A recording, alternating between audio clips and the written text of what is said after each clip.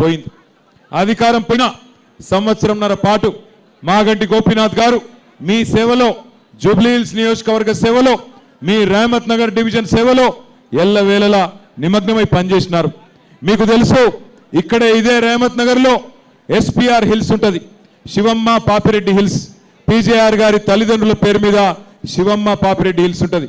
అక్కడ గోపీనాథ్ గారు మరి ఆనాడు మీకోసం, ఇక్కడ ఉండే పేదల కోసం అక్కడ విలువైన 500-600 కోట్ల విలువైన స్థలాన్ని కాపాడి మీకోసం, మీ పిల్లల కోసం, మీ భవిష్యత్తు కోసం ఆ స్థలంలోనే బతుకమ్మైనా, ఆ స్థలంలోనే మరి బ్రహ్మాండంగా క్రిస్మస్ అయినా, ఏ ఆటల పోటీలు పెట్టాలన్నా అక్కడనే ఆ స్థలాన్ని కాపాడి మీకోసం పెట్టిన విషయం మీకు తెలుసు.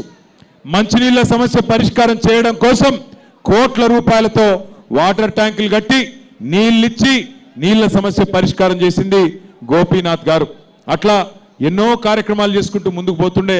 ఎల్లవేళలా అన్నా అంటే నేనున్నాను మీ దగ్గరకు వస్తుండే. ఒక కళ్యాణ లక్ష్మి చెక్కు తీసుకొని చీర పెట్టి సొంత అన్నలాగా, ఒక మేనమామలాగా మీ ఇంటికి చీర పంపి ఆడబిడ్డల్ని గౌరవంగా చూసుకున్న నాయకుడు మాగంటి గోపీనాథ్ గారు. అట్లాగే కేసీఆర్ కిట్లు, సీఎంఆర్ఎఫ్ చెక్కులు ఏదొచ్చినా ఇంటికి బ్రహ్మాండంగా మీకే తీసుకొచ్చిన నాయకుడు మాగంటి గోపీనాథ్ గారు. అటు అభివృద్ధిని, ఇటు సంక్షేమాన్ని రెండింటిని కలగలిపి నడిపిన నాయకుడు. దురదృష్టవశాత్తు గోపీనాథ్ గారి ఆరోగ్యం దెబ్బతిని మరి అనుకోకుండా సంవత్సరంన్నర లోపలనే ఆయన చనిపోవడం జరిగింది. మరి ఆయన చనిపోయిన తర్వాత దాదాపు 4-5 నెలలు ఆ కుటుంబం ఒంటరి అయ్యింది. 2 ఆడపిల్లలు, ఇంకా పెళ్ళిళ్ళు కాలేదు. ఇంకొక కొడుకున్నాడు, ఆయన కూడా చిన్నోడే. మరి అట్లాంటి పరిస్థితుల్లో ఈ కుటుంబానికి, మన మాగంటి సునీతమ్మకి, మాగంటి గోపి కుటుంబానికి అండగా నిలబడ్డారు పెద్దలు కేసీఆర్ గారు. అండగా నిలబడి ఆ కుటుంబానికి ఒక పెద్ద దిక్కుగా మళ్ళీ ఒకసారి జూబ్లీహిల్స్ నియోజకవర్గ ప్రజల ఆశీర్వాదం కోసం ఇలా ఈ ఆడబిడ్డను మీ ముంగటికి కేసీఆర్ గారు పంపించినారు. దయచేసి ఒక్క మాట ఆలోచించమని కోరుతా ఉన్నా. భర్త చనిపోయి ఇంకా 6 నెలలు కూడా కాలే. మొన్న ఇక్కడనే ఎస్పీఆర్ హిల్స్లో ఒక మీటింగ్ అయితే సునీతమ్మ మాట్లాడుతూ మిమ్మల్ని అందరినీ చూసి దుఃఖం ఆపుకోలేక గోపి గుర్తొచ్చి, మాగంటి గోపీనాథ్ గారు గుర్తొచ్చి వారు వెక్కి వెక్కి ఏడ్చారు. ఏడిస్తే కాంగ్రెస్ మంత్రులు ఇవాళ మాట్లాడిన మాటలు ఒక్కసారి యాద్ చేసుకోమని చెప్పి మా ఆడబిడ్డలను నేను కోరుతా ఉన్నా. భర్త చచ్చిపోతే ఏడుపు రాదా? భర్త ప్రేమించిన మనుషులను చూస్తే, వాళ్ళను ఎదురుగా కనబడుతుంటే బాధ అనిపించదా?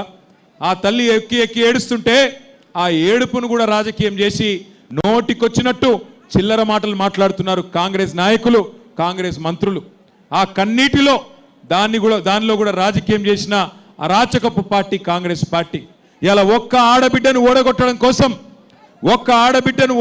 కోసం ఈ ఒక్క సీటు కోసం ముఖ్యమంత్రి గారు కాలికి బల్పం కట్టుకొని తిరుగుతూ ఉన్నాడు. అట్లాగే 14 మంది మంత్రులు ఒక్కొక్కరు ఇవాళ గల్లీ గల్లీ తిరుగుతున్నారు. రహమత్ నగర్లో, యూసుఫ్ గూడాలో, అట్లాగే అన్ని డివిజన్లలో గల్లీ గల్లీ తిరుగుతూ ఉన్నారు. నేను ఒక్క మాట దయచేసి మిమ్మల్ని ఆలోచించమని కోరుతా ఉన్నా. ఈ 2 ఏళ్లలో ఏ ఒక్క మంచి పనన్నా కాంగ్రెస్ పార్టీ చేసి, ఇగో ఈ పని చేసినా నాకు ఓటేయండి అని అడిగే పరిస్థితి ఉందా?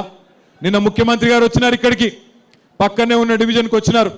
నేను ఇదివరకు కూడా, మేము కూడా 10 ఏళ్ళు మీ దయతోని, మీ ఆశీర్వాదంతో పెద్దలు కేసీఆర్ గారి నాయకత్వంలో ప్రభుత్వాన్ని నడిపినాం. 10 ఏళ్ళు